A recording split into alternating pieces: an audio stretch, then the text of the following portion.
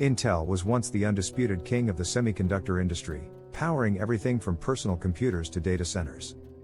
But in recent years, it has struggled to maintain its dominance while competitors like AMD, Nvidia, and even newcomers like Apple have surged ahead. So, what went wrong? How did Intel, a company that once set the standard for computing, start falling behind? The power of monopoly, and its pitfalls. For decades, Intel held an almost monopolistic grip on the CPU market. Its x86 architecture was the gold standard, and it worked hand in hand with Microsoft in the famous Wintel partnership. But monopolies breed complacency. Instead of aggressively innovating, Intel focused on maximizing profit margins, which led to a slow-moving bureaucracy and risk aversion in decision-making. Manufacturing delays, the beginning of the end. For years, Intel's advantage lay in its ability to lead in semiconductor manufacturing. It was always ahead in process node advancements, moving from 45 nanometers to 32 nanometers to 22 nanometers ahead of the competition. But then came the 10 nanometers disaster. Intel promised 10 nanometers chips in 2015, but delays pushed the actual launch to 2020. Meanwhile, TSMC and Samsung surged ahead, allowing AMD and Apple to release chips based on more advanced processes, 7 nanometers and 5 nanometers, before Intel could. Intel's failure to advance its node technology meant that its chips became less power efficient and less competitive, especially in laptops and mobile devices. The rise of AMD and TSMC, a David versus Goliath story. While Intel was struggling with its manufacturing delays, AMD made a brilliant strategic move. It partnered with TSMC, outsourcing chip production instead of manufacturing in-house. This allowed AMD's Ryzen processors to launch on 7 nanometers technology, while Intel was still stuck on 14 nanometers. The results? 1. AMD Ryzen chips began outperforming Intel in performance and efficiency. 2. AMD gained market share in desktops, laptops, and even data centers. 3. Intel's reputation as the most advanced chipmaker was shattered. Apple's breakup, the final blow? Apple had long been one of Intel's biggest customers, relying on Intel chips for its MacBooks and iMacs. But as Intel's chips lagged behind in power efficiency, Apple decided to ditch Intel and build its own processors. The introduction of Apple's M1 chip in 2020 showcased 1. Better battery life, MacBooks now last nearly twice as long without Intel. 2. Faster performance than Intel's competing chips. 3.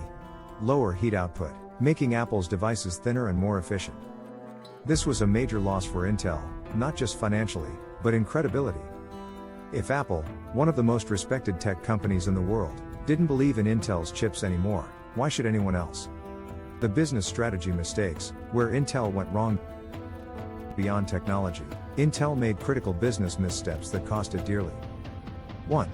Ignoring mobile and ARM processors. While Qualcomm, Apple, and MediaTek embraced ARM-based chips for mobile devices, Intel focused too much on traditional PCs and data centers, missing out on the mobile revolution.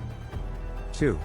Leadership chaos. Intel saw multiple CEO changes in a short span, leading to inconsistent strategy and execution. 3. Lack of risk-taking. While competitors experimented with new architectures and partnerships, Intel was slow to adapt. 4. Failed acquisitions. Intel invested billions in companies like McAfee and Mobileye but failed to integrate them effectively into its core business. The collector's lesson: scarcity versus innovation. Intel acted as if it had brand loyalty forever, assuming customers would stick around just because they always had. But technology moves fast. AMD, TSMC, and Apple innovated, while Intel remained stagnant. This is a classic business failure. Thinking past success guarantees future success.